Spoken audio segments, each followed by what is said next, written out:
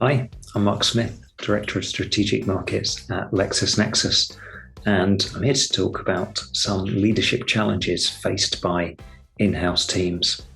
Now, the phrase VUCA, volatile, uncertain, complex, and ambiguous, has been somewhat overused since the pandemic, even though it was permeating business consciousness well before that.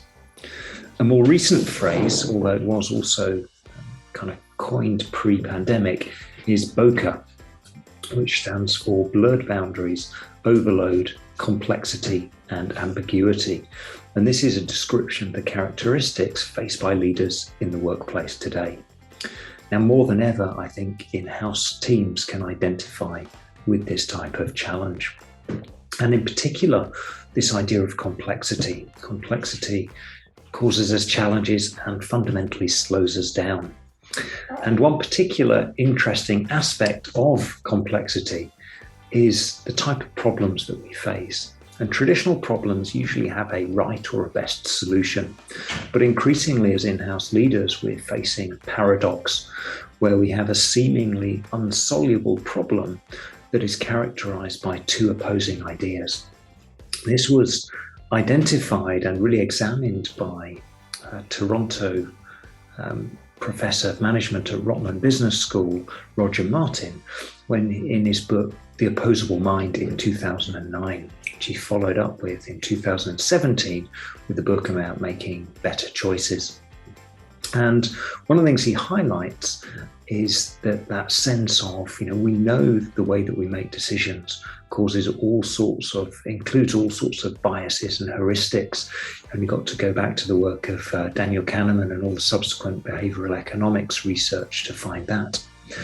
And Martin's central thesis was this idea of integrative thinking, the idea that by using this tension, we can create breakthrough thinking and transformation.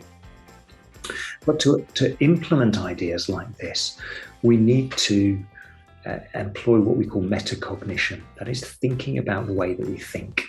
And some research that LexisNexis commissioned from the Center for Creative Leadership and Dr. Paul Hughes looks at ways in which we can think more thoroughly and work through paradox with our stakeholders to ultimately create better results for our organizations.